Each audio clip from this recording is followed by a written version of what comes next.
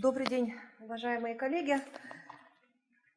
Действительно, раз уж Алексей затронул этот вопрос, то в течение 2 дней в Латвии, в Риге, проходила первая встреча министров образования стран Евросоюза и Центральной Азии. И, соответственно, там поднимались вопросы о взаимодействии на всех уровнях образования между нашими странами и странами Евросоюза.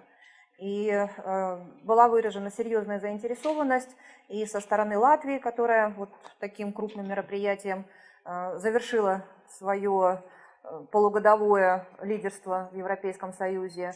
И Польша, Швеция, Испания, еще ряд других государств Евросоюза, которые там были, также выразили серьезную заинтересованность в работе со странами Центральной Азии.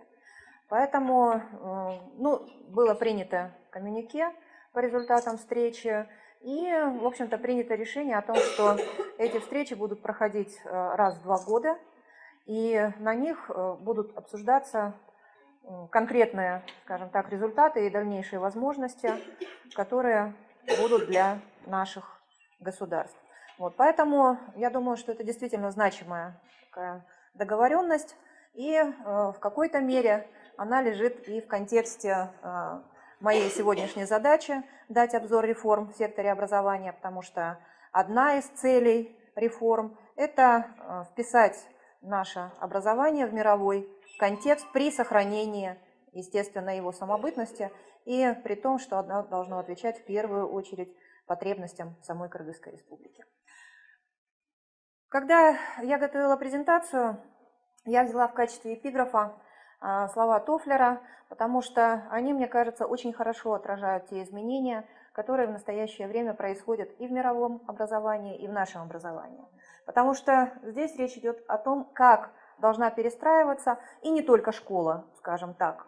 Потому что речь здесь идет о том, что неграмотным человеком завтрашнего дня будет не тот, кто не умеет читать, а тот, кто не научился учиться. Вот это, по-моему, основополагающий принцип сегодняшнего подхода и сегодняшнего понимания системы образования. И поэтому буквально несколько слов о том, как видится сейчас система образования в мире. Во-первых, идет увеличение продолжительности образования. В первую очередь среднего образования, потому что, например, Франция сейчас обязательно с 4 лет начинает образование, Великобритания пока с 5, и там поставлена задача в течение нескольких лет 100% детей должно обязательно ходить, это для них уже школа. Примерно так же обстоят дела, например, в Литве, и так далее и тому подобное. То есть практически все страны мира задумываются о том, как с наибольшей пользой использовать сензитивный период, то есть время, когда ребенок учится наиболее легко и через игру, например, то есть 3-5 лет. Постепенное перерастание национальными образовательными системами своих государственных рамок. Я думаю, что здесь это понятно. Формирование единого образовательного пространства как наиболее эффективной формы реализации задач образования будущего. К этому я еще вернусь потом ненадолго. Рост общего уровня образованности населения. Повышение требований к уровню профессиональной квалификации всех для успешного осуществления трудовой деятельности. Одним из показателей этого является наличие в 150 странах теперь уже мира национальных рамок квалификации, которые состоят из стандарта профессии и уровней квалификации, которые можно получить в рамках этой профессии. И, соответственно, это связано с рынком труда, с тем, как человек может реализовать себя.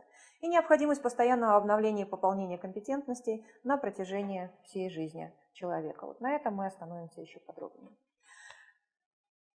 Следующий можно слайд? Почему именно такие изменения произошли? В принципе, я взяла вот эту информацию, она достаточно распространенная, но не очень как-то ее связывают с тем, что происходит в школе. И вообще в системе образования. Если мы посмотрим, то в XIX веке удвоение знаний происходило за 135 лет. То есть можете себе представить, сколько поколений школьников училось, так сказать, в той же системе знаний, в тех же рамках, которые уже существовали. В 20-е годы 20 века в 2 раза быстрее, 60 лет. В 90-е годы 20 века в течение 5 лет удваивается информация. Наконец, сейчас по разным оценкам от 2,5 лет до 13 месяцев. Вот представьте себе, если это 13 месяцев, ну даже пусть 2,5 года возьмем. Это значит, что за те 11 лет у нас, что ребенок в школе, в 9 раз, да, увеличивается объем знаний. Как с этим объемом работать? Это вопрос, который стоит перед всеми системами образования в мире, в том числе и перед нашими. Потому что невозможно игнорировать то, что происходит в мире, если мы хотим, чтобы наши дети в этот мир вписались. И, соответственно, необходимо как-то менять систему образования. И поэтому начинается в 20 веке, в конце 20 века переход от знаниевой парадигмы образования к компетентностной, то есть от освоения заданного количества понятий, правил, норм, к тому, что человек должен быть способен решать проблемы различной сложности на основе имеющихся знаний, и от сформированности определенных взглядов, качеств и так далее, общественно заданных, то есть определенных идеологий во всех странах мира, к тому, что человек, в первую очередь, здесь речь идет о росте личностного потенциала на основе общественно признаваемых ценностей. То есть здесь уже, я думаю, хорошо видно, как меняется отношение общества к образованию, ну и, соответственно, как должно на это реагировать, может быть, образование. Следующее. Для того, чтобы не быть голословной, я взяла материалы, которые были здесь уже у нас наработаны. Это материалы Кыргызстана, образовательный форум 2006 года, опрос работодателей и опросы работодателей 2008 и 2012 года. Если мы с вами посмотрим на то, какие... Ой, прошу прощения, ошибку там, ладно. Какие запросы у работодателей к выпускникам, мы увидим, что все, о чем я говорила, вот оно здесь. И навыки самостоятельной презентации себя как специалистов, и лидерские качества, и владение информационными технологиями, и готовность и умение находить новые решения, или креативность, да, создавать инновации и так далее, и тому подобное. То есть это уже реальный запрос реальных людей к реальной системе образования Кыргызстана. Следовательно, вопрос в том, как наша система образования должна на эти запросы отвечать. Можно следующий. В результате в Кыргызстане произошел переход от жесткого планирования к выстраиванию системы стратегических приоритетов и ориентиров. И не только на уровне образования, но и вообще на уровне понимания, общего понимания того, как будет развиваться страна. Это и стратегия развития страны, которая была до 2012 года, там был пункт 6.3, образование, востребованное обществом, где впервые, в общем-то, было четко прописано о необходимости компетентностного подхода в образование. Это национальная стратегия устойчивого развития Кыргызской республики, это стратегия развития образования.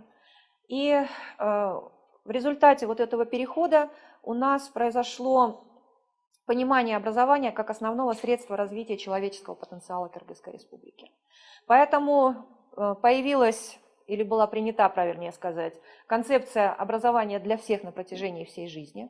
То есть Кыргызская республика в 2000 году подписала ОДВ и цели развития тысячелетия, прошу прощения, а до этого Джамтиене в 1990-м подписала концепцию образования для всех и реализует их на протяжении всех этих лет.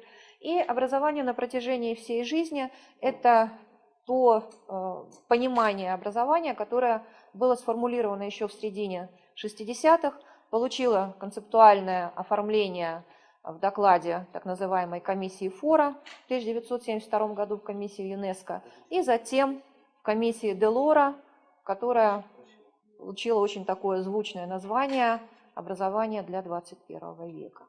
И все действия, которые предпринимаются в мире, ну и в какой-то мере уже у нас в Кыргызстане, они нацелены именно на то, чтобы реализовать вот эти две концепции. Каким образом это закреплено, если говорить уже подробно? Ну, в первую очередь, это Конституция Кыргызской республики. Непосредственно образованию там посвящена 45-я статья, как вы знаете, но еще в ряде статей, где речь идет о недопустимости дискриминации и возможности развития потенциала, то есть там, где речь идет о гражданских правах, там тоже упоминается образование. Кодекс о детях, который был обновлен в 2012 году, и ряд законов об образовании, о дошкольном образовании, о начальном профессиональном образовании, о правах и гарантиях лиц с ограниченными возможностями здоровья и о гарантированных государственных минимальных социальных стандартах.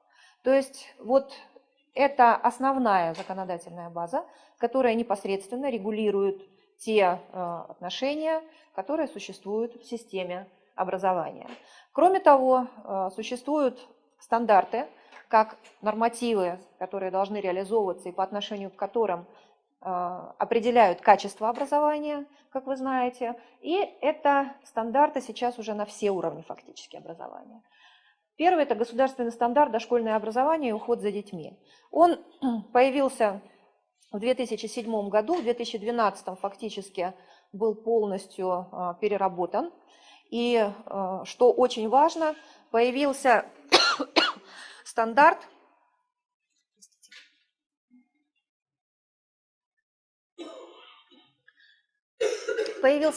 который определяет, что должны знать, уметь и мочь, то есть какие компетентности должны быть у детей от рождения до 6 лет. Это как бы дополнение к госстандарту и его конкретизация. Значит, государственный стандарт школьного образования, постановление 554 от 2004 года и предметные стандарты 2005 года, которые работают в системе образования. У нас 10 лет и продолжают работать в настоящее время. Государственный образовательный стандарт среднего общеобразования Кыргызской Республики, о котором я буду говорить, это стандарт 2014 года, который определяет, собственно говоря, реформу в системе образования на уровне школы.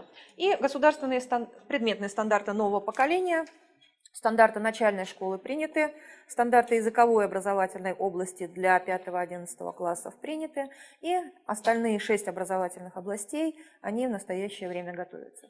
И государственные стандарты для всех уровней профессионального образования. В чем уникальность, с моей точки зрения, ситуации в Кыргызстане в плане возможности, по крайней мере, реформирования образования? Это именно тот факт, что одновременно и на единой методологической основе готовятся стандарты на все уровни образования. Это дает возможность выстроить преемственность системы, исходя из потребностей не только государства, но и общества, потому что стандарты на компетентностной основе – это стандарты, которые являются общественно согласованными, то есть там общественно согласованные приоритеты находятся. Ну и документы концептуального и стратегического характера, документы, которые задают рамки. Это национальная стратегия устойчивого развития, которую я упоминала, и программа правительства по переходу к устойчивому развитию, государственная доктрина образования в Кыргызской Республике. Она принята еще в 2002 году, и, как видите, единственный документ у нас, который работает до 2025 года. Это самые общие рамки, которые задаются у нас в стране. Это документ для системы образования как бы высшего уровня. И уже из доктрины вытекает и концепция развития образования, и стратегия развития образования, как документы, которые конкретно реализуют общие положения доктрины. Ну и также важны, наверное, это концепция укрепления единства народа межэтнических отношений и концепция и целевая программа многоязычного и поликультурного образования, которые реализуются у нас в Кыргызстане. Вот таким образом, как вы видите, достаточно серьезное нормативно-правовое обеспечение развития системы образования существует. Важно, насколько четко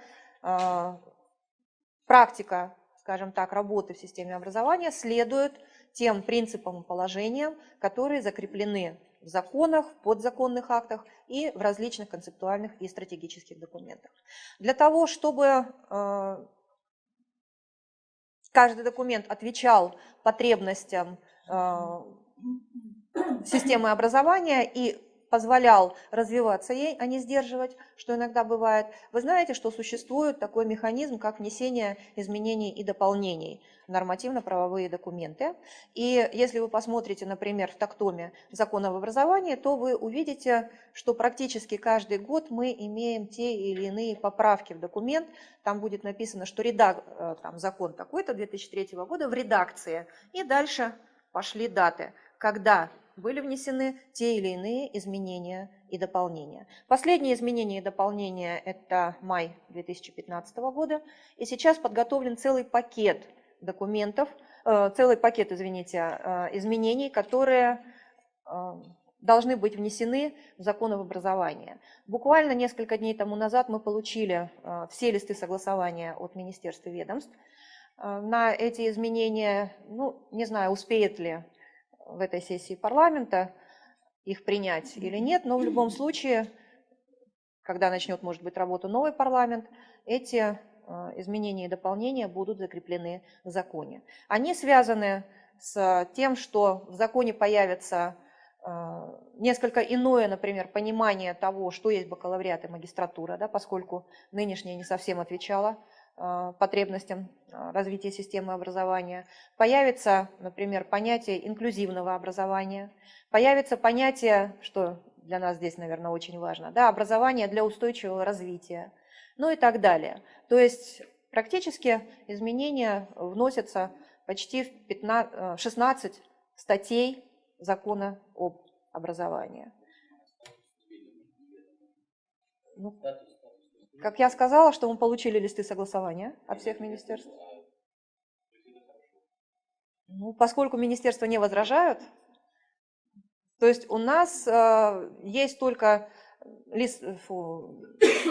матрицу разногласий надо будет делать только по одному министерству, и то там не концептуальные замечания, а чисто технического порядка, которые будут сняты.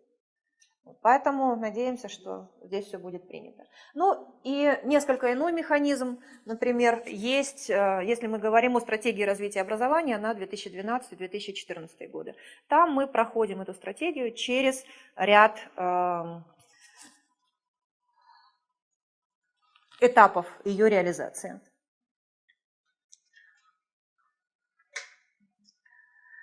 Если посмотреть на основные цели стратегии 2020, это среднесрочная программа 2012-2014 года, о чем я говорила, то здесь речь идет о создании условий для устойчивого развития системы образования путем эффективного использования внутренних и внешних ресурсов для повышения качества предоставляемых образовательных услуг. И на 2012-2014 годы у нас речь шла о том, что надо было создать базовые основы для качественного образования, ориентированного на результат. Но, как я уже сказала, стратегия реализуется через определенные планы действий. И план действий 2012-2014 года был, я считаю, достаточно успешно реализован. У нас не было выполнено всего 2 из 156 мероприятий, которые были запланированы. Вот, частично выполнено у нас там всего 12% мероприятий, и то они связаны в основном с секретным бюджетом 2012 года. Например, речь идет об инновационных школах. У нас должны быть 300, а реализовали только 100. Мы здесь ставили частичное выполнение, просто поскольку у правительства не было возможности дать деньги. Все остальное, соответственно, 86% это исполнено полностью. И в настоящее время, ну, здесь немножко задержались мы, конечно, речь идет о том, что подготовлен второй план действий на 15-17 годы, и мы надеемся, что в течение буквально 2 недель у нас появится возможность согласовать его с министерствами и ведомствами, потому что все уже чисто технически момент определенный, и таким образом мы начнем реализацию второго плана, который как раз и включает в себя те мероприятия, которые необходимы, чтобы провести или продолжить, будем говорить так, реформу системы образования. Ну и, как вы видите, завершением определенным всех этих действий будет следующий, третий план действий на 18-20. Какие выявились проблемы в системе образования, когда готовили стратегию развития образования? Потому что там был сделан очень серьезный анализ. Документ, кстати, расположен на сайте министерства, вы можете в любой момент посмотреть. Ну, были определены системные проблемы. Это в первую очередь финансирование, управление, кадры, мониторинг и оценка. И проблемы по уровню образования. То есть это низкий уровень охвата дошкольного образования, устаревшее и перегруженное содержание школьного образования и не отвечающее потребностям современного рынка труда профессионального. Вот эта проблематика и легла в основу действий, которые были нацелены на проведение реформы в системе образования. Я не буду останавливаться на дошкольном образовании, только скажу, что удалось сделать достаточно многое. За 4 года у нас практически в 2 раза увеличилось количество детских садов, в основном за счет альтернативных детских садиков, и в 2,5 раза увеличилось количество детей, которые эти детские сады посещают. От 56 тысяч до 130 тысяч.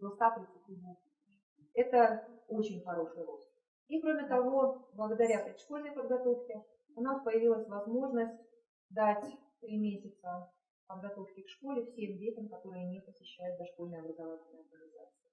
А с этого года, с сентября, мы переходим к 480-часовой, то есть годовой подготовке. И все дети, которые не посещают детские садики, смогут эту годовую подготовку реализовать для себя. Правительство выделило средства, так что программы есть, классы оборудованы, 5509 классов оборудованы для проведения предшкольной подготовки. Поэтому есть все возможности для того, чтобы все дети были охвачены. Летом пройдет, в основном в августе, подготовка учителей, которые будут в этих классах работать. Будут заведены все материалы, так что, надеюсь, в первом, 2300 классов уже полностью материалами укомплектованы. Оставшиеся эти материалы получат в первом сентябре. Так что есть надежда, что здесь, в дошкольном образовании, мы будем иметь хороший старт для ребят. Почему это так важно?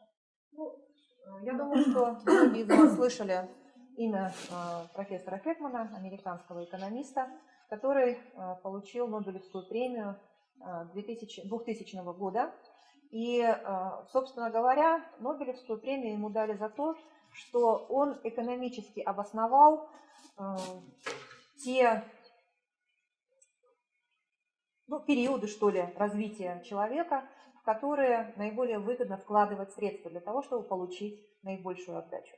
Так вот, выяснилось, что выгоднее всего вкладывать средства именно в детей дошкольного возраста. Потому что те, кто имеет хотя бы год предшкольной подготовки, обычно более успешны и в 15 лет, потому что это проверяет уже ПИЗа, да, то есть оценка международная образовательных достижений учащихся, 15-летних учащихся. И долговременные так называемые лонгитюдные исследования показывают, что такие дети обычно намного успешнее своих сверстников, которые не посещали дошкольные образовательные организации или не имели дошкольных программ. Поэтому в этом смысле у нас основные направления соответствуют потребностям страны. К 2020 году мы надеемся, что у нас 20% детей, сейчас пока 18%, будут посещать дошкольные образовательные организации, остальные иметь год предшкольной подготовки. Понятно, что самое важное, наверное, самый важный этап для нас в плане реформирования образования – это именно школа. Во-первых, потому что это сфера ответственности государства. В Конституции, как вы помните, прописано, что государство гарантирует основное общее образование для всех бесплатно, то есть с 1 по 9 класс.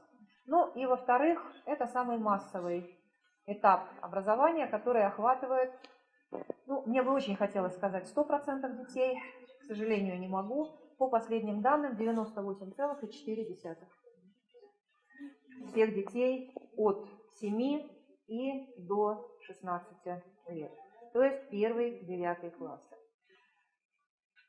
Это последние данные Национального статистического комитета. У нас хороший, в общем, хороший, будем говорить, рост на 2 с лишним процента за последние 4 года в охвате детей. И это дает нам надежду, что все-таки большинство детей мы сумеем охватить школьным образованием.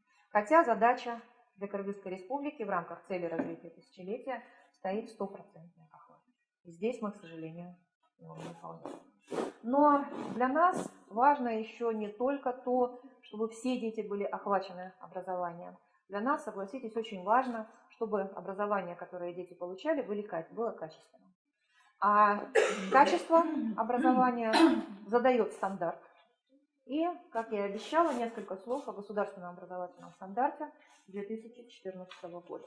В отличие от старого стандарта 2004 года, который был написан и введен, так сказать, сверху вниз, стандарт 2014 года разрабатывался совместно с педагогами, методистами, Академией образования, то есть со всеми заинтересованными сторонами. И поэтому он, кроме того, он прошел все круги согласования, и не только с министерствами и ведомствами. Он обсуждался на 2 августовских совещаниях, а это в среднем 20 тысяч учителей на каждом совещании. Он обсуждался на съезде, втором съезде в 2007 году. Образование, там была специальная сессия, в которой участвовало почти 50 человек. Он обсуждался в фокус-группах с родителями, с прессой, с деятелями, с управленческими составом, персоналом, не знаю, как лучше сказать, районных отделов образования и так далее. Поэтому мы можем говорить о том, что этот стандарт согласует содержание образования и форму представления конечных результатов социальным заказом. Он ориентирует образование на ученика за счет формирования индивидуального набора компетентностей. О том, что это такое и как понимается сейчас компетентность, я скажу.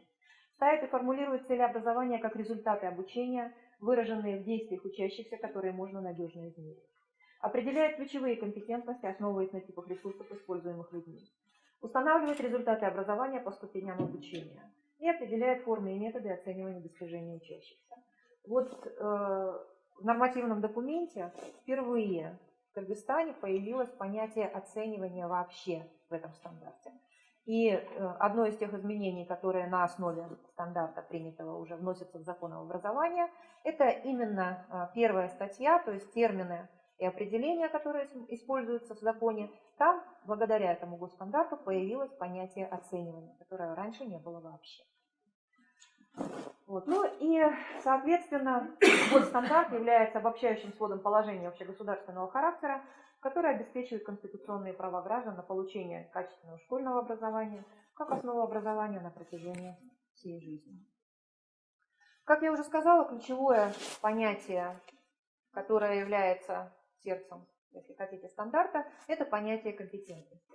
Существует много определений компетентности, существуют многочисленные работы, посвященные тому, что есть компетенция, что есть компетентность, как они воспринимаются и так далее и тому подобное. Вот в документе компетентность – это интегрированная способность человека самостоятельно применять различные элементы знаний, умений и способы деятельности в определенной ситуации. Мне больше нравится, может быть, не такое точное определение, но с моей точки зрения очень хорошо подчеркивающее значимость компетентности. Компетентность – это социально востребованные способы деятельности. То есть компетентность, даже если она формируется на учебном материале, это всегда те способы деятельности, которые позволяют вывести, скажем так, ребенка за пределы школы и использовать те знания, которые он получает на уроках в социуме. Ключевые компетентности – это образовательные результаты, которые носят метапредметный характер. Предметные компетентности, ну, соответственно, частные по отношению к ключевым, и они формируются в рамках учебных предметов. У нас в стандарте 3 ключевые компетентности всего, и, как уже было сказано, они определяются теми ресурсами, которые обычно человек использует в обществе. Это информационные ресурсы, поскольку, как известно, мы живем в информационном обществе. Это другие люди и группы людей как ресурсы, и сам по себе человек как ресурс. Отсюда, соответственно, информационная компетентность, социально-коммуникативная компетентность, потому что мы вступаем в коммуникацию с целью быть понятым, то есть войти в социум, да? И компетентность самоорганизации и разрешения проблем. То есть каждый человек должен уметь реализовывать себя, реализовать свой потенциал, о чем я уже говорила, А для этого нужно хорошо знать свои сильные и слабые стороны, нужно уметь выстраивать стратегии собственного развития, ну и так далее. На это и нацелена компетентность. И в стандарте определены 3 уровня сформированности компетентности. Первый – это действие по алгоритму, по образцу. Второй уровень – это, скажем так, частичная самостоятельность, простая по составу деятельность в другой ситуации. И, наконец, третий уровень – это деятельность уже самостоятельная, сложносоставная, которую ребенок может, где ребенок может сам ставить себе задачи, искать материалы, информацию, которая необходима для разрешения этих задач, и формулировать свое мнение, свою точку зрения, решение и защищать это решение. Как вы понимаете, очень сложно всем, и тем, кто разрабатывал этот документ, он готовился 4 года, с огромным количеством споров, иногда чуть ли не до крика доходило, потому что каждый отстаивал свою точку зрения, но, к счастью, так сказать, все-таки консенсус удавалось находить. Этот документ разработчики учились сами, пытались учить коллег, учителей, но сложности здесь действительно есть, потому что на протяжении многих лет мы говорили в первую очередь о знаниях, умениях, навыках и говорили о процессе обучения. То есть учитель часто говорил ученику: ты не учишь вот это, а тебе это в жизни пригодится. Но дети чаще всего не видели и не знали, как это пригодится им в жизни. Есть очень серьезные психологические исследования, которые показывают вот этот разрыв между тем, что дети усвоили в школе, и тем, что или как они это применяют или, напротив, не применяют в обществе. Психологи проводили очень простой эксперимент. В лаборатории ставили 2 большие колбы с водой, приглашали ребенка и демонстрировали ему очень простой опыт. В одну колбу клали или бросали железку, она тонула, в другую дерево, она плавала. И ребенка просили объяснить, что он видит. Объяснение было такое: железо тяжелое, оно тонет, дерево легкое, оно плавает. Когда ребенку просили, ну или спрашивали психологи, скажи, а почему ты не используешь вот те знания, которые у тебя есть? Ты знаешь, почему там тонет железо, и плавает дерево? Ребенок страшно удивлялся: а что вы хотите, чтобы я вам как в школе отвечал? Ну, пожалуйста, удельный вес, удельный вес, вот того-то, плотность, прошу прощения, того-то меньше, чем плотность, или больше. Поэтому, соответственно, то есть ребенку даже в голову не приходило, что, выйдя за школьные стены, можно использовать те знания, которые в школе получены для объяснения каких-то явлений. То есть знания существовали сами по себе, а все остальное объяснялось на уровне чисто житейском. Легкое, тяжелое. Все. Отсюда и появилось в образовании понятие компетентность, которое возникло первоначально как как экономическая категория, а не образовательная. Но сейчас уже на протяжении почти 40 лет это понятие является ключевым и для системы образования. Ну, как я уже сказала, понятно, почему учителям сложно. Они привыкли давать детям как можно больше знаний, а потом что-нибудь, где-нибудь ребенок сам разберется. На самом деле, очень часто, как вы знаете, дети не разбираются, и показателем являются судьбы отличников многих, которые так и не могут найти себя в этой жизни, потому что они привыкли повторять те истины, которые дает учитель, и не всегда, к сожалению, привыкают думать. Мы с этой проблемой сталкиваемся каждый раз с тех пор, например, как начали проводить тестирование на красный аттестат, когда дети, которые вроде бы все время показывали отличные результаты, на самом деле, как только они поставлены в другую ситуацию и вынуждены не просто воспроизводить то, что им говорили, а вынуждены пытаться решить задачу с использованием этих материалов, возникает сразу проблема, очень большая. И поэтому, не знаю, сколько в этом году, а в прошлом году всего 12% детей подтвердили права на красный аттестат. И то это очень хороший результат, потому что первоначально это было 3,8%. То есть за это время, во-первых, в 2 раза сократилось количество детей, которых школы дают как претендентов на красный аттестат, да, то есть школы стали подходить значительно строже к этому. И, во-вторых, все-таки действительно повысилось качество обучения детей. Не так, как нам хотелось бы, но повысилось. И есть надежда, что если этот процесс продолжится, ну, естественно, будут изменения в самой системе образования, то постепенно мы сможем вернуть аттестату, о чем многие сейчас говорят, тот вес, который был у него когда-то раньше. И почему еще важно оценивание, чуть-чуть забегаю вперед, и новые форматы оценивания, они дают возможность определить вес оценки, насколько он одинаков, скажем, в Бишкеке, да, и где-нибудь в Лялякском районе Баркентской области. Поэтому при всех сложностях, которые ждут педагогов, надо в этом направлении, наверное, идти. Вот здесь, вот, наверное, очень важна роль и общественного совета в том числе, потому что если мы говорим, что у нас стандарт должен отражать потребности общества, а общественный совет является представителем этого общества в Министерстве образования, то, в принципе, поддержка в этом направлении, в ключевом направлении реформирования системы образования будет иметь, наверное, очень большой вес.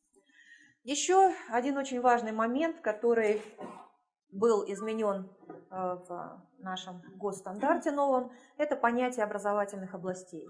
Если мы посмотрим на стандарт 2004 года, где впервые появилось это понятие, мы увидим, что здесь еще чисто знаниевый подход, да? Совокупность предметов, содержание которых ориентировано на получение образования в рамках одной области знаний и обеспечивающих междисциплинарную связь.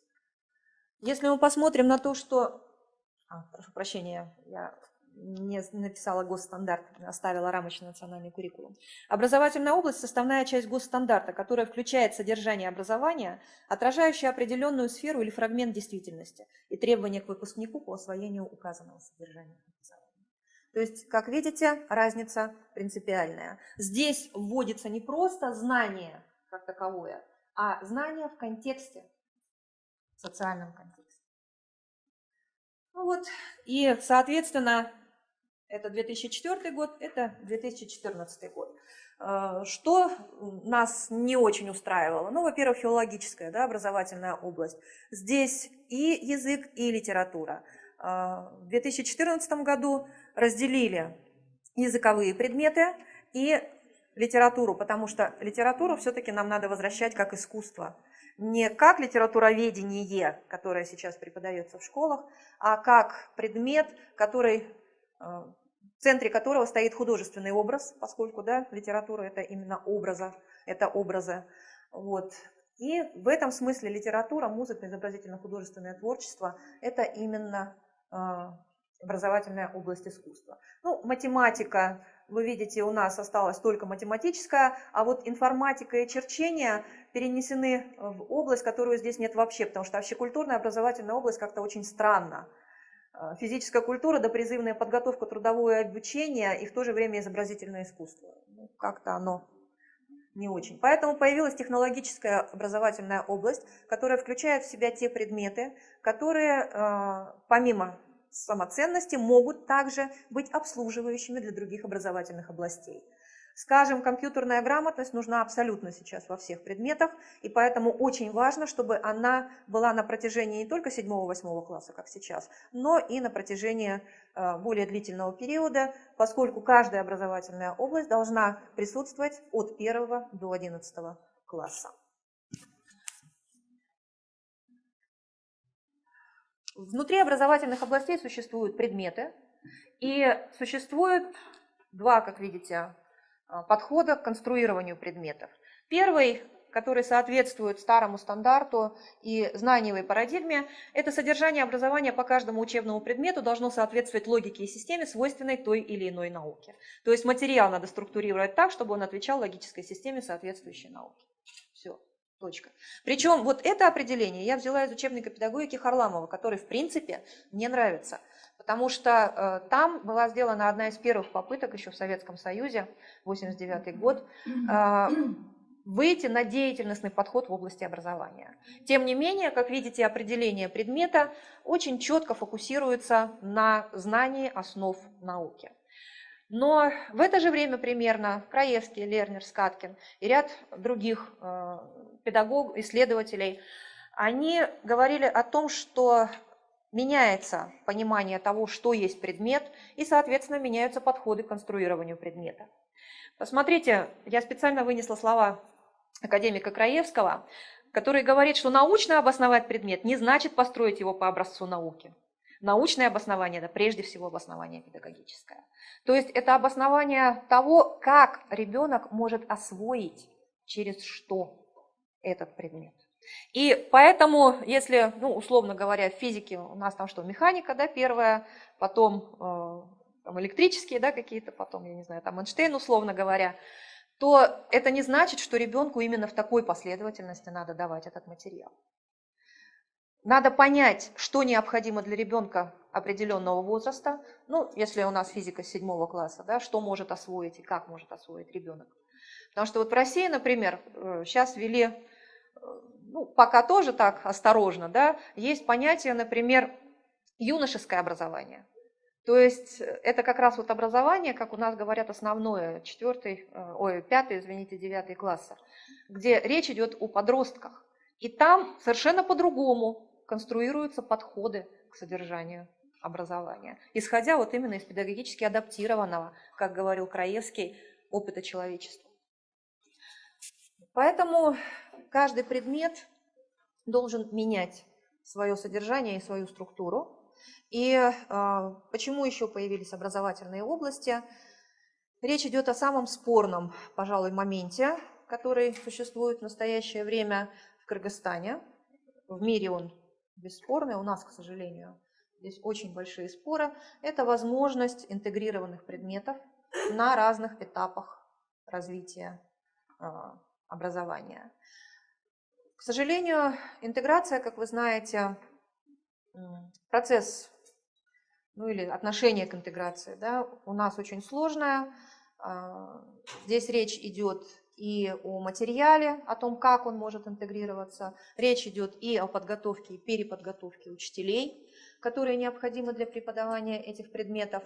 Но если мы хотим, как написано, допустим, в образовании для всех, там есть такой 8 пункт, где сказано, что каждый должен получать качественное образование и достигать результатов, которые можно надежно измерить, то так или иначе мы придем к определенной степени или уровню интеграции. Она может быть на уровне межпредметных связей, это тоже интеграция, так называемая слабая интеграция, либо это могут быть какие-то единые курсы на определенных этапах развития, на определенных этапах школьного образования. Я не говорю, сразу хочу подчеркнуть, что это императив, так сказать, что мы должны все интегрировать, ни в коем случае.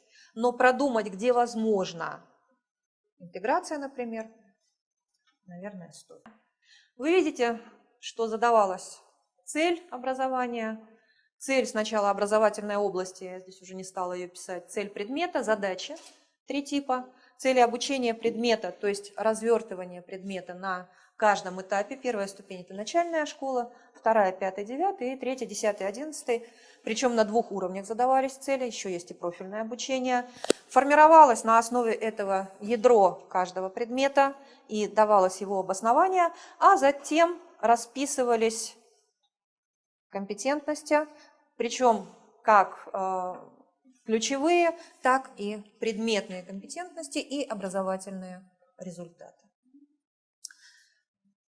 Вот то, о чем я говорила, система оценивания, которая была впервые в Кыргызстане разработана для этого государственного стандарта, которая понимается как основное средство измерения достижения и диагностики проблем обучения, осуществление обратной связи, является инструментом оповещения общественности, учеников, учителей, родителей, государства о состоянии и проблемах образования в данном обществе на данном этапе его развития. Значит, почему я подчеркиваю несколько раз систему оценивания? Ну, тоже один из очень проблемных и очень сложных моментов, о которых надо, наверное, много говорить, потому что у нас пятибалльная, как вы знаете, система образования, к которой мы привыкли, и мало кто задумывается, что такое, скажем так, 5 баллов. Ну, однажды на семинар для учителей города, вы знаете, там методические семинары проходят, меня попросили сделать доклад по мониторингу и оценке в образовании, и я начала поднимать все нормативные документы для того, чтобы найти нормы оценивания. И с огромным удивлением сама обнаружила, что, оказывается, у нас таковых просто-напросто нет. То есть не просто понятие оценивания отсутствует, но отсутствуют и документы, в том числе инструктивные, которые определяют оценивание. Есть только нормы оценивания для контрольных работ, диктантов, ну и так далее. То есть математика и язык. Все. А вот что есть оценивание как таковое, какие принципы кладутся в основу оценивания, как нужно обеспечивать оценивание учителю, ничего этого, как оказалось, просто-напросто не существует. Поэтому коллеги, Сауля Аскаровна в том числе здесь присутствующая, и группа, которая занималась этими проблемами, как раз очень много работали над системой оценивания. И в результате у нас было прописано 4 вида оценивания: диагностическое, формативное, суммативное и итоговое оценивание, что дает возможность учителю получения достаточно гибкого инструмента для оценивания достижений учащихся, причем достижений самого ребенка, то есть продвижения самого ребенка. И сейчас, в общем-то, формативное оценивание достаточно активно, хотя и не настолько хорошо, как хотелось бы, продвигается в школах, то есть какие-то шаги в этом отношении уже сделаны. Тем не менее, сама проблематика оценивания, я считаю, заслуживает очень большого внимания, как и способы оценивания, результаты и так далее. И самое главное, помощь учителям в развитии системы оценивания. Меняются, естественно, и технологии. Невозможно реализовать новое содержание образования и новые подходы в образовании через старые технологии. Я не буду здесь много говорить о том, что есть технологии образовательные. Я просто приведу один пример, наиболее показательный, наверное. Это так называемые 100 инновационных школ, то есть школы, которые получили возможность использовать новейшие технические средства обучения для того, чтобы работать с ребятами, для того, чтобы работать с учителями, в том числе учителями и детьми близлежащих школ, это кластерные школы, вокруг них выстраивается еще по 3-4 школы обязательно, и для того, чтобы работать над анализом тех новшеств, которые есть в системе образования, и служить экспериментальными площадками для проверки тех положений, которые, как бы сказать, выносятся на реформу образования. Мы очень надеемся, что эти школы смогут выполнить свое предназначение. Значит, вы видите, что здесь это интерактивные доски. Каждая школа получила по 3 интерактивные доски, то есть 3 класса, правильнее сказать, оборудованных, мебель и все остальное. Получила дополнительный компьютерный класс, ну и там еще лаборатории для химии, физики и географии. То есть мы сейчас получили впервые школы, которые могут использовать технологии, привычные во всем мире, но у нас они пока новые.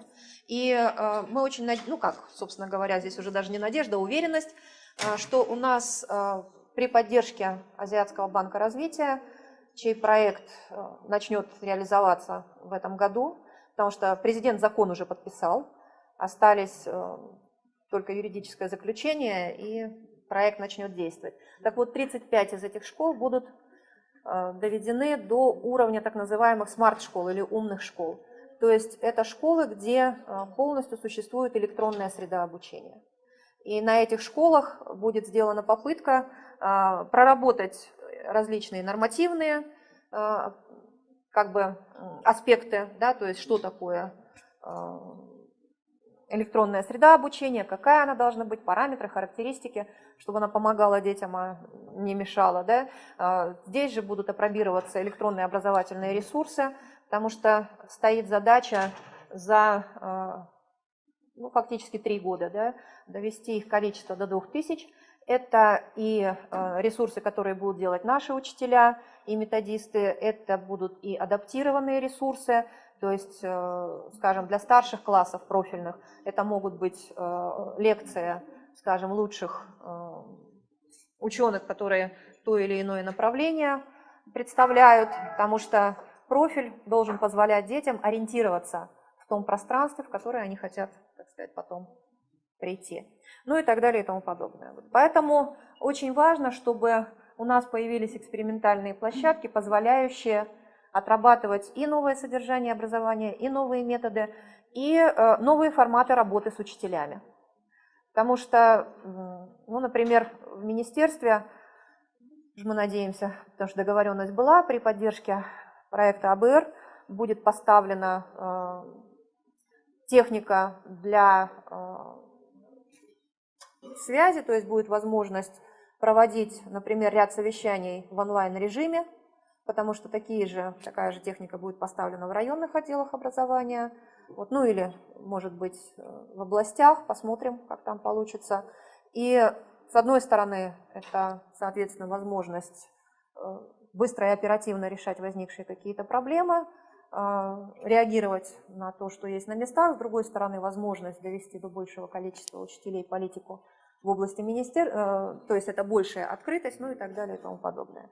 У нас уже сейчас действует, например, электронный документооборот, к которому подключено не только Министерство образования, но и все вузы, и государственные вузы, все районные отделы образования и часть школ. До конца года все школы будут находиться в электронном документообороте с Министерством образования. То есть все документы будут идти уже в таком формате. Ну, это не совсем, конечно, содержание образования, как вы понимаете, но это возможность для министерства более широко, скажем так, работать с организациями или органами управления на местах, освещать те реформы, которые проходят, да, ту политику, которую ведет министерство, потому что это не обязательно чистые документы, это могут быть какие-то инструктивные письма, да, это может быть какая-то информация, которую важно довести быстро до, скажем, районов. С другой стороны, это возможность министерству оперативно получать всю информацию с места. Поэтому какие-то вещи, какие-то шаги делаются параллельно и в содержательной области, и в организационной. Если вы имеете в виду АВН, то, в принципе, ну, он у нас сейчас немножко доделывается, он работает уже 2 года. Вот, и в этом году поменяли интерфейс и немножко там добавили функций. В принципе, если поставить туда ОНС как одного из получателей документов, да, то те документы, которые имеют отношение к ОНС, можно будет идти через документальный оборот. Но через оборот. Можно, наверное, написать письмо, я так понимаю, коллеги занимаются. Да. Письмо Министерства образования, министру образования и подключиться. Я думаю, что это для вас будет легче. Ну, коллеги, только, пожалуйста, не надо думать, что вы будете получать, да, что у вас будет доступ ко всем документам. Нет, мы тоже имеем доступ только к тем документам, которые отписывают нам. Поэтому, если это необходимо, потому что у каждого есть свой персональный вход, и мы получаем те документы, которые имеют отношение к нам, и на которые мы должны реагировать, соответственно. Поэтому я не знаю, насколько важно для ОНС подключаться здесь. Вот, вполне возможно, что здесь скорее можно просить наш общий отдел, да, для того, чтобы давалась какая-то сводка, может быть, по материалам. Я про это тоже пытаюсь сказать, что какой-то поток, чтобы через них шел независимо, но это вам надо выстроить. Это будет наш совет. Для того, чтобы у вас было более правильное представление, надо выстроить на уровне замов, председателя. Поток, видите, Владимир Александрович, что значит поток? Если все нормативные документы, которые к нам приходят, да, но тогда лучше, может быть, подключить тактом. Ну, это я понимаю, но те, которые к вам приходят одно уравнение, но те, которые получают Ну, вот вы разрабатываете. То есть, А это идет, нет, это идет не через ИВН. Нет, это не идет не через ИВН. Точнее как, они идут через ИВН после того, как они уходят, скажем, в аппарат правительства, потому что эти документы сканируются и прикрепляются. Да, это уже поздно. Да. Пишите письмо, во-первых, те документы, о которых я говорила, то есть концептуальные документы все, они все доступны, открыты. Их можно в любой момент посмотреть на сайте. Также на сайте все нормативные документы министерства, то есть приказы, решения коллегий, выступления министра и так далее и тому подобное. Если нужны какие-то конкретные документы по конкретной проблеме, ну, скажем, по дошкольному, да, образованию, то вы просто пишете письмо статс-секретарю, ну, или на имя министра, да, это уже в зависимости от того, какие документы нужны, и получаете к этим документам доступ. Да, но регламент правительства меняется 3-й раз за 4 года, но в любом случае там уже есть прогресс, хотя я понимаю, что это не то, о чем вы говорите. Если раньше, скажем, на обращение граждан надо было отвечать в течение месяца, сейчас срок 2 недели. Да.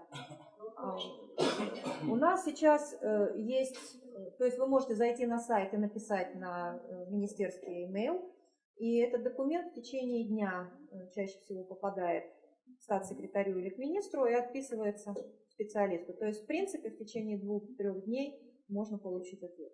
В этом смысле у нас, ну, электронного правительства, как вы знаете, пока нет, есть только, да, подходы к нему. Вот.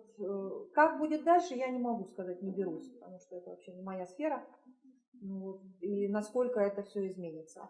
Но уже то, что сняли, например, в законе о госслужбе требования, чтобы каждый ну, специалист, да, если у него просят интервью, да, только через руководство, это уже все-таки показатель того, что какие-то барьеры снимаются. Медленно снимаются, да, но тем не менее снимаются. Поэтому это не только Министерство образования, это общая проблема. Здесь я согласна. Но есть и еще кое-какие моменты, потому что, к сожалению, у нас были случаи, и не только в нашем министерстве, когда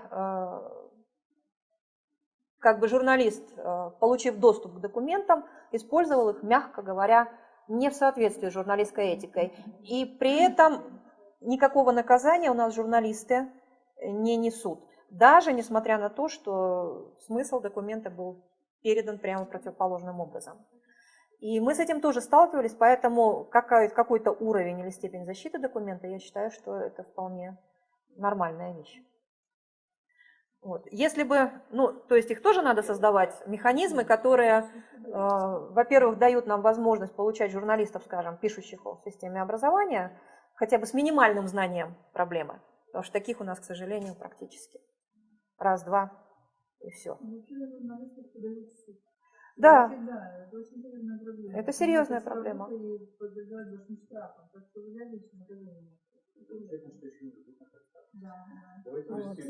Но министерство пока на это не шло, хотя неприятные как бы ситуации несколько раз встречались. Ну, подводя, в принципе, итоги какие-то тому, что я говорила о школьном образовании, дальше я пробегусь очень быстро, то я взяла вот эту табличку, которую предложил на одном из семинаров сэр Майкл Барбер. Это человек, который стал, собственно говоря, получил титул сэр, да, то есть именно за то, что провел реформу образования в Англии, которую считают в 1998 году одной из самых эффективных реформ в области образования, в общем-то, в 20 веке. И вы видите, что у него как бы 3 основных элемента, которые определяют успех или неуспех той или иной реформы. Стандарты и подотчетность, о чем мы говорили, человеческий капитал, структура и организация. Ну, если мы посмотрим на стандарты, соотнесенные с международными эталонами, в какой-то мере здесь мы продвинулись. Хотя, если говорить о госстандарте, мы получили этот стандарт, который отвечает, в общем-то, современным потребностям, и это не только моя точка зрения, это признали, в общем-то, представители нескольких стран, которые его видели. Вот. Предметные стандарты, ну, здесь проблемы очень большие, с разработчиками в первую очередь. Надежные и прозрачные данные в какой-то мере, ну, процентов на 30 у нас они есть. На 70% нам нужно их еще выстраивать. И один из возможных путей к этому, о чем у нас речь идет уже, и вполне возможно, что в следующий год мы практический шаг сделаем в этом направлении, это так называемый обзор сектора образования. Сейчас у нас идет мониторинг исполнения стратегических документов. То есть мы в первую очередь смотрим на то, как исполняются те или иные мероприятия, заложенные в этих документах. Но мы практически не имеем возможности отслеживать, ну, как говорится, какие интервенции, да, сделаны этими мероприятиями, собственно, в систему образования, и самое главное, какие результаты мы получили. Да, мы внедряем, скажем, стандарты нового поколения в начальной школе, но мы сейчас внедряем их вслепую. То есть мы не видим обратной связи системной. Вот если мы сумеем внедрить, по крайней мере, самооценку школ, разработаем критерии, да, сделаем нормативку и так далее, то это может быть первый шаг к тому, чтобы иметь вот эти надежные и прозрачные данные, потому что самооценка будет проводиться либо один раз в год, либо один раз в 2 года, да, эту периодичность надо будет смотреть, выстраивать, а затем появятся еще и экспертные определенные, ну, конечно, точечные, да, сначала оценки, которые позволят эти данные получить. Ну и каждый ребенок в поле зрения, чтобы предотвратить неравенство. Здесь шаги сделаны и, как я говорила, в дошкольном образовании, да, то есть это равный жизненный старт для детей. Вот, и в школе в какой-то мере это делается. Но вот, если уж говорить о проблемах, да, что Нара упоминала, мы, например, на протяжении уже 4 лет не можем запустить так называемый электронный паспорт детей. Хотя общая концепция есть, но там есть проблемы с ГРС, да, потому что нужны идентификационные номера, а у нас они присваиваются не детям или не всем детям, скажем так. Вот. Нам нужно, чтобы этот паспорт ложился в общую систему документации, или документов, правильно здесь, наверное, да, сказать, которые получает у нас в Кыргызстане каждый человек. Ну, сейчас вроде бы мы договорились с Европейским Союзом, что они помогут нам в этом направлении, и тогда у нас будет возможность учитывать детей и уже работать индивидуально, да, потому что в школах все-таки есть сейчас социальные педагоги, и индивидуально работать с каждой семьей, с каждым ребенком. Потому что даже если у ребенка нет, скажем, свидетельства о рождении, поскольку это подворовые обходы будут, да, для того, чтобы сделать паспорт электронный, то эти дети окажутся в поле зрения. И мы и так практически каждый год помогаем где-то 200-300 детям получить свидетельство, родителям, скажем, восстановить их документы и так далее и тому подобное. Но это бывает только, когда дети уже идут в школу. Нам, естественно, надо отслеживать детей значительно раньше. Это проблема. Вот. Человеческий капитал. Ну, здесь у нас, к сожалению,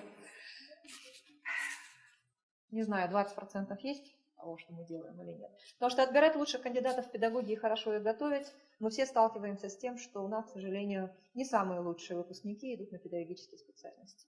Это знают все, это не секрет.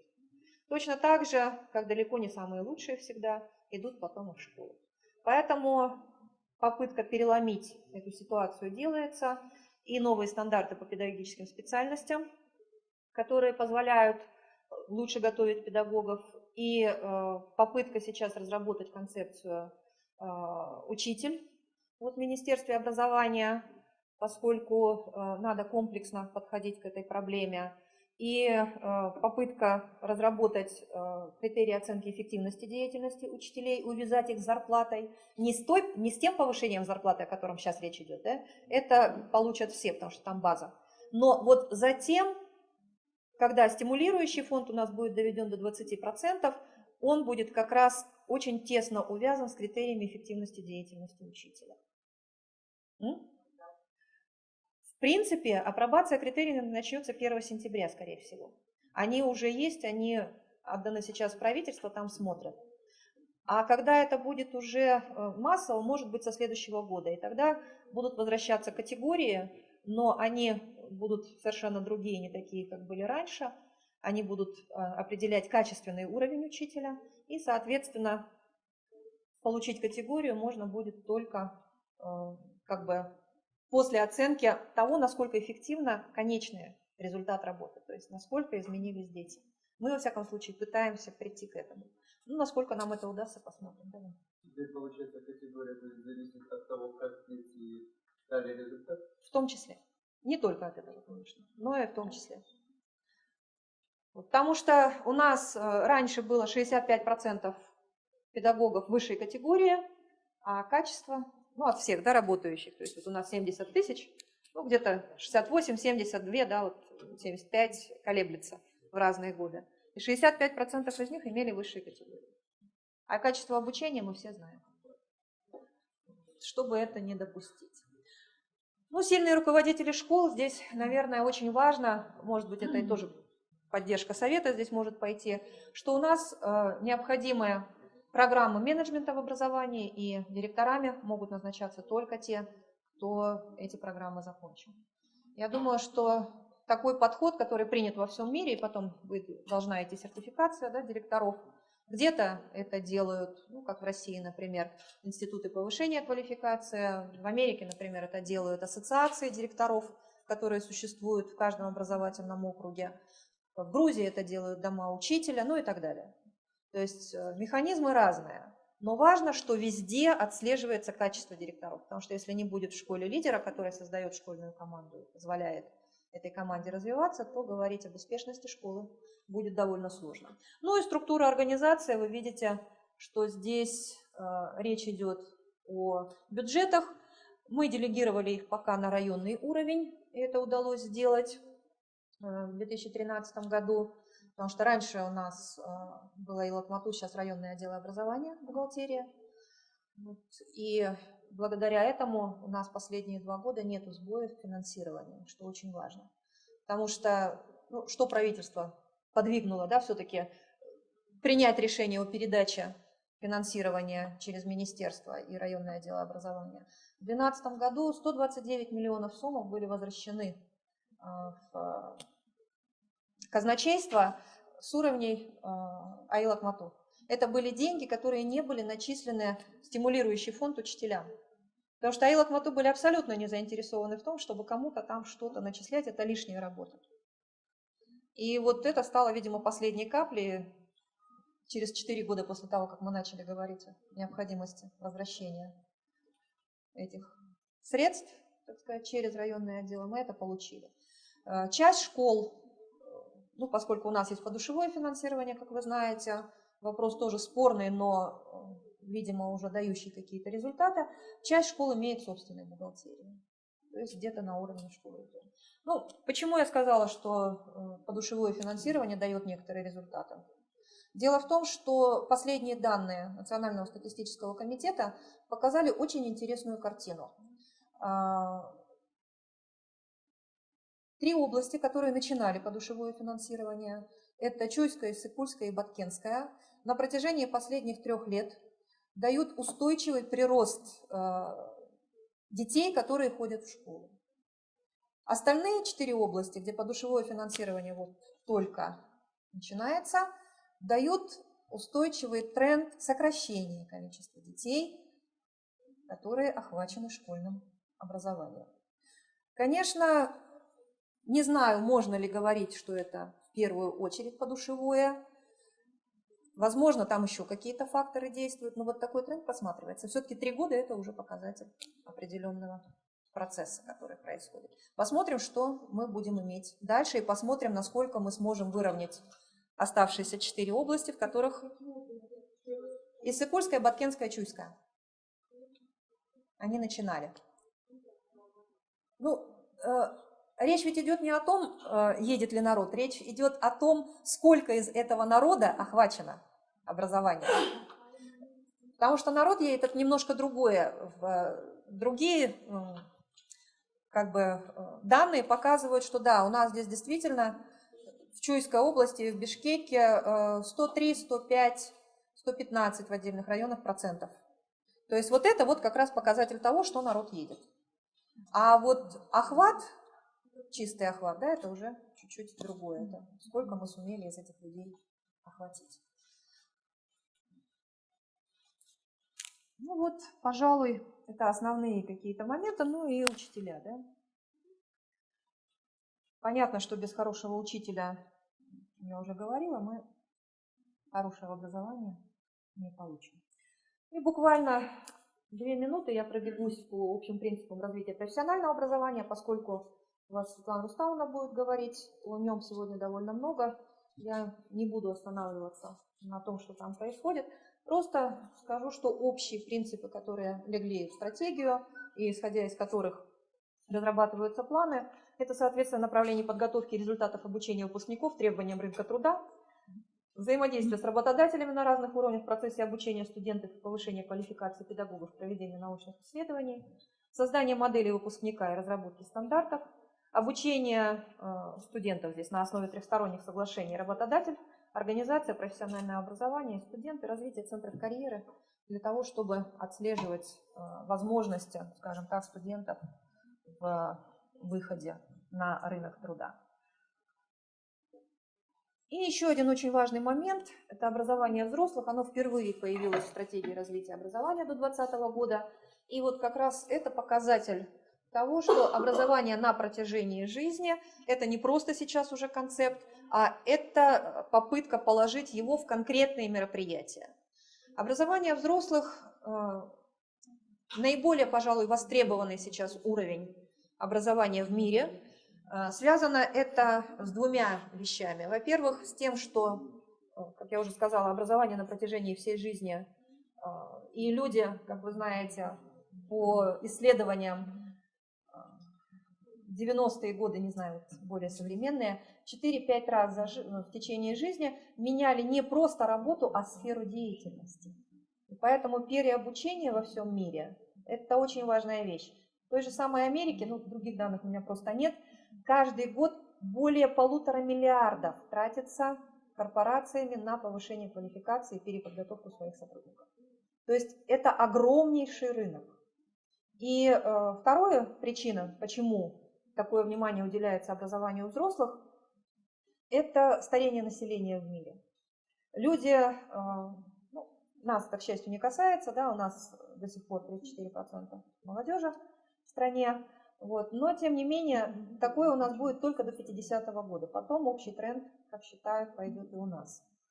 Вот. И поэтому, скажем, на той же самой конференции, о которой я уже говорила, встрече министров образования, речь шла о первичном, например, профессиональном образовании и вторичном профессиональном образовании. То есть первичное – это то, которое получает ребенок, вышедший из школы там, да, или откуда-то. А вот как бы вторичный уровень профессионального образования – это образование взрослых, где человек может вернуться в систему образования на формальном или неформальном уровне и получить какую-то новую квалификацию, новое образование, новую квалификацию. У нас пока очень медленно в этом направлении мы движемся, потому что образование взрослых на самом деле довольно дорогая штука. Но если ее не делать, то мы можем оказаться в очень большом проигрыше, потому что наши взрослые люди не получат возможности выйти на рынок труда, скажем, в каких-то других аспектах, которые...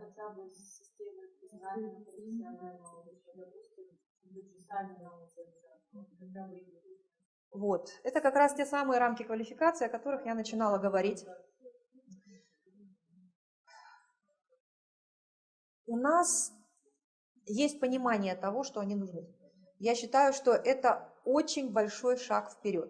Потому что еще 3 года тому назад, когда был первый большой семинар по рамкам квалификации, речь шла о том, зачем они нам и что мы с ними будем делать. Сейчас я разговаривала просто в Минэкономе, тоже в их ванной в том числе. Речь идет о том, что торгово-промышленная палата у нас подключится, потому что это замминистра наш, который будет эти вопросы курировать. У нас, вы знаете, проекты есть темпусовские, которые так или иначе работают с квалификациями. У нас АПТО сейчас начинает относительно активно. Я очень надеюсь, что они пригласят Владимира Госкова, очень хорошего эксперта, который... на меня он произвел очень большое впечатление подходом основательным к пониманию того, что нужно сделать для того, чтобы у нас появились рамки квалификации. Так что я думаю, что этот процесс у нас активизируется.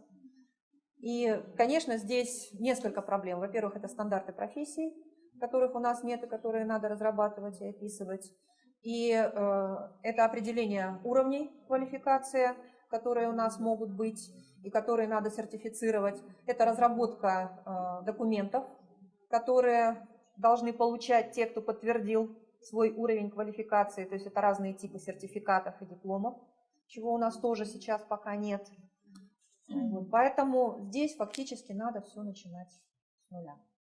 Ну, не с нуля, но с единички, да, с достаточно низкого уровня.